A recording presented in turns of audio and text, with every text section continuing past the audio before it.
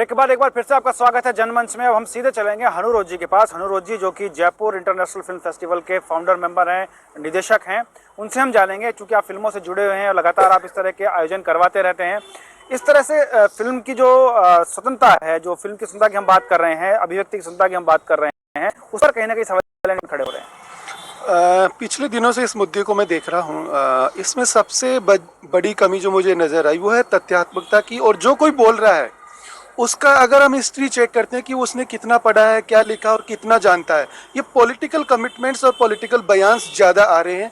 चाहे वो रानी पद्मिनी को लेके हो या जो जायसी ने पद्मावत महाकाव्य लिखा है, उसका तो लोगों को पता तक नहीं है कि वो महाकाव्य है, उपन्यास है, क्या है। जैसे भी जावेद अख्तर साहब ने कहा कि उपन्यास है, JNU के प्रोफेसर साहब ने, पूरे मीडिया में आया है ये कि वो एक उपन्यास है। तो जो तथ्यात्मक चीज़ें हैं उसमें सबसे बड़ा तथ्य ये है कि पद्मावती का अलाउद्दीन खिलजी के साथ किसी भी तरह का कोई प्रेम प्रसंग कभी इतिहास में रहा ही नहीं, जो मुद्दा करणी सेना जिसे उठा रही है।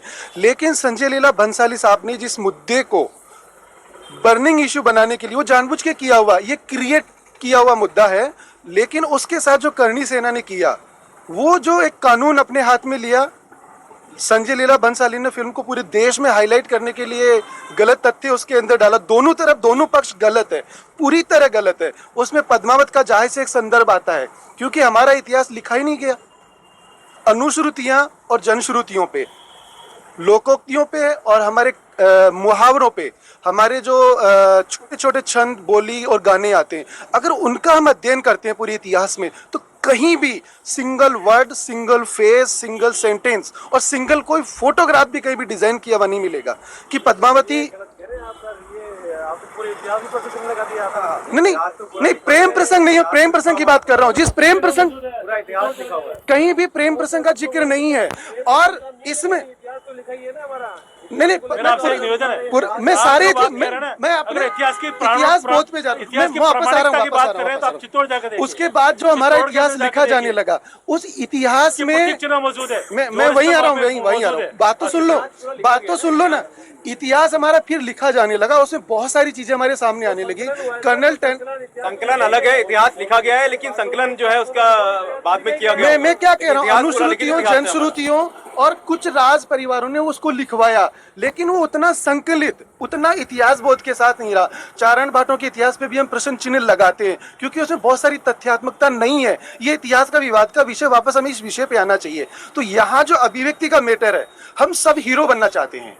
संजय लीला भंसाली ने यही किया कि मैं हीरो बनना चाहता हूँ, करणी सेना ने भी यही किया कि मैं हीरो बनना चाहती हूँ। यहाँ के बहुत सारे लोग, बहुत सारी संस्थाएं ये चाहते हैं कि हम हीरो बन जाएं। आजकल पूरा पॉलिटिकल जो ड्रामा है वो हीरो बनना चाहता है। सबको अपने फायदे और अपने जेब की जरूरत है। जब सरकार मीडिया में वो लोग अपना काम तरीके से नहीं करेगी, बात तो सुनो, जो है आगे बढ़कर आपको अपना काम करना ही पड़ेगा ना। मैं इतिहास का विद्यार्थी रहा हूँ, मैं सिनेमा का विद्यार्थी रहा हूँ, इसलिए दोनों बातें सामने रख रहा हूँ। सब कुछ है, लेकिन सरकार अगर काम नहीं करेगी तो कहीं ना कहीं जो सरकार पे भी आ रहा हूँ, घटनाएं सामने आनी ही आनी है। जो पर्यटन हम ये कह रहे हैं कि सरकार ने इसके ऊपर जो आगे मेरी बात सुनो, पर्यटन विभाग इसकी आजकल जो परमिशन की देता है, फिल्म इंडस्ट्री को बार बार राजस्थान क्यों नजर आता है इस तरह के ऐतिहासिक परिदृश्यों को? राजस्थान का इतिहास बहुत सुदृढ़ है, राजस्थान का इतिहास बहुत सुदृढ़ है। गलत किया है ये स्क्रिप्ट लगातार जो है फिल्मकार गलत करते जा रहे हैं, वो बार बार इतिहास से छेड़छाड़ करे। पूरे देश में विरोध है इस चीज का। सरकार छेड़छाड़ के साथ तरीके क्या होना चाहिए? हनु जी, मैं कुछ कहना चाह रहा हूँ। मैं ये कहना चाह रहा हूँ, आप लिखने की बात कर रहे हैं, इतिहास लिखने की बात कर रहे हैं।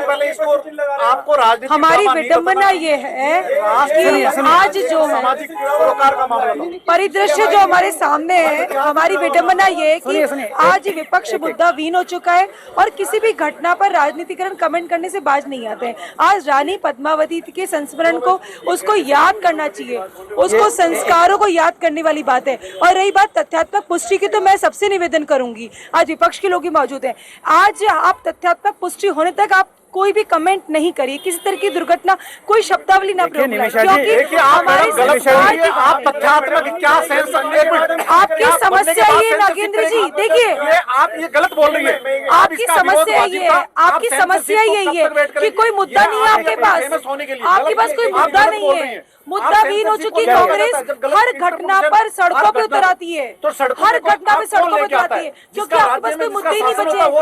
आप कहीं तो आप कहीं तो अपना शोभनीय व्यवहार रखिए, पहले रोकना चाहिए कहीं तो शोभनीय व्यवहार रखिए अपना। बात उसको आज करना चाहिए आपने ना। बात इस कांग्रेस और बीजेपी चलिए, कांग्रेस बीजेपी की बात नहीं है। निमिषा जी मैं करणी सेना से सवाल करूंगा यहाँ पे। करणी सेना से सवाल करना चाहता हूँ। आज निमिषा जी, कार्रवाई करणी सेना से मेरा सवाल है। करणी सेना से मेरा सवाल है। आप सरकार ने त्वरित कार्रवाई करके बाइक दीजिएगा, आज बाइक 7 दिनों के अंदर मैडम, अंदर कमेटी गठित की देखिए है। ये संसद नहीं है, ये जनमंच है और न ही विधानसभा है। मेरी बात सुनिए, आप एक बार राजनीतिक मुद्दा बना रहे हैं।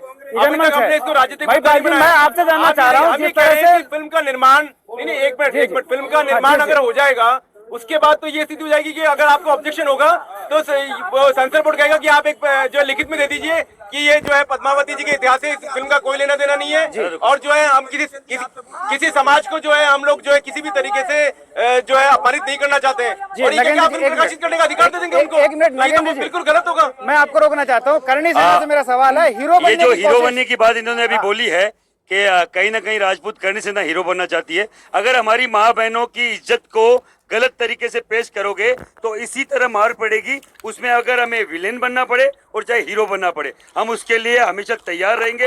ये हमारा एक वो है। कुछ कहना चाहते हैं निमिषा जी, बताइए। देखिए, स्पष्ट बात है कि आज कांग्रेस मुद्दा विहीन हो चुकी है और जिस तरह से ये राजनीतिकरण कर रही है, आप कांग्रेस पर आज क्यों जा रहे हैं? स्पष्ट बात हम है। कांग्रेस की बात आज नहीं ये कर रहे। जो आपको सत्तर सोने की कलेक्ट्रेट दे रहे हैं। आपने जो कराने वाला जो आदमी टिप्पणी की ये है, सोनी आपने जो आपको टिप्पणी कलेक्ट्रेट की दे रहा है, है, ये कांग्रेस कोई की बात नहीं, स्पष्ट राजनीतिक बात की बात हो रही है। ये हमारा साथी आप कलेक्ट्रेट दे रहा बोल है। करके आज देखो, बोल रहा है। मैं तो आपको बोलूंगी, आपने इनको खुद नदबई में पता क्या नहीं क्या किया। बोलना चाहिए। आप देखिए, आप गलत खाने खाजी, आप किसी भी क्रूदा पॉइंट बात करूं, चलिए। आप जब बोल रहे थे मैं नहीं बोल रही थी। गलत बोल रही चलिए। आज आपने, मैं आपसे पूछ रही हूँ, अपनी मतलब है क्या? चलिए, इसमें बीजेपी और कांग्रेस का कोई लेना देना नहीं है। जब जब कभी मुद्दों की बात आती है तो उसको राजनीतिक स्वरूप देने की कोशिश की जाती है और उसके बीच में पिसता है तो आम आदमी, आम जनता। वो जनमंच भी पिस रहा था, अभी हम देख रहे थे, जो कि जनता का मंच था। अब मैं सीधा जनता के पास ही जाने की कोशिश करूंगा। अब मैं उन लोगों से कतई बात नहीं करूंगा जो इसको राजनीतिक मंच देने की कोशिश कर रहे हैं। जनता से कोई सवाल आप बताइए।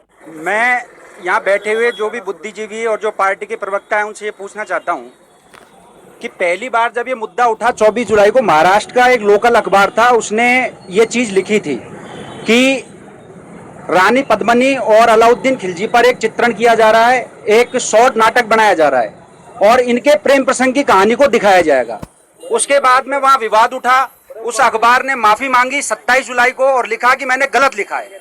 उसके बाद में राजस्थान सरकार की प्रवक्ताएं बैठी हैं, राजस्थान प्रदेश जो भाजपा है पार्टी की, मैं इनसे पूछना चाहता हूं कि जब जुलाई में दोबारा पर्यटन विभाग ने अपनी वेबसाइट पर यह शो किया था कि अलाउद्दीन खिलजी की प्रेमिका रानी पद्मिनी है, तब किसी सरकार ने उसकी आवाज नहीं उठाई। करणी सेना ने वह आंदोलन किया, आंदोलन करने के बाद ज्ञापन दिया, तब तक सरकार सोती रही।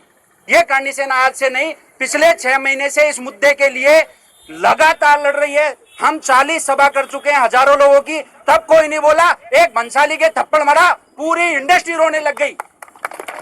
मेरा विरोध इसलिए है। चलिए, आपका विरोध इसलिए मैं आपको यहाँ रोकना चाहता हूँ। सूरज जी, आपसे मेरा सवाल है। इनका कहना है कि 6 महीने से हम मेहनत कर रहे हैं, लोगों को खत लिख रहे हैं, पत्र लिख रहे हैं, फोन कर रहे हैं, मैसेज डाल रहे हैं, लेकिन कोई एक्शन नहीं हो रहा है। एक्शन नहीं हुआ तो इस तरह का रिएक्शन सामने आया, क्या कहेंगे? देखिए, इसमें दो बात है और पुष्पेंद्र जी, अभिव्यक्ति की आजादी की हम बात तो करते हैं, लेकिन दूसरी ओर हम ये भूल जाते हैं कि हमारी फिल्में जो बार बार कहा जाता है कि समाज का दर्पण होती है, आईना होती है, हम लोग तो इसको मानते हैं, लेकिन जो फिल्म निर्माताओं की पूरी एक जमात मुंबई में बैठी हुई है वो इसको मानने को बार बार तैयार नहीं है। हमारा खाली इतना सा विरोध है अभिव्यक्ति की आजादी के इस इशू में कि आज किसी भी फिल्मकार को क्या ये अधिकार है कि वो हमारे समाज के संस्कृति के जो स्थापित नायक है उनको वो खलनायक के रूप में पेश कर दे? क्या उनको अधिकार है कि हमारे समाज के अंदर जिन लोगों को खलनायक की संज्ञा मिली हुई हमारी संस्कृति के अंदर, उन लोगों को वो नायक बना करके अपनी फिल्मों के मार्फत समाज में परोस दे?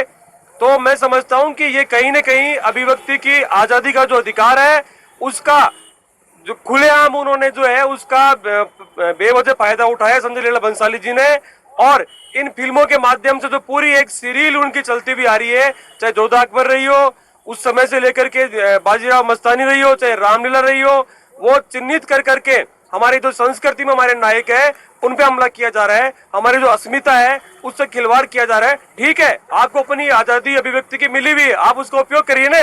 सड़क के ऊपर गाड़ी चलाने का अधिकार केवल लाइसेंस रखने से नहीं होता।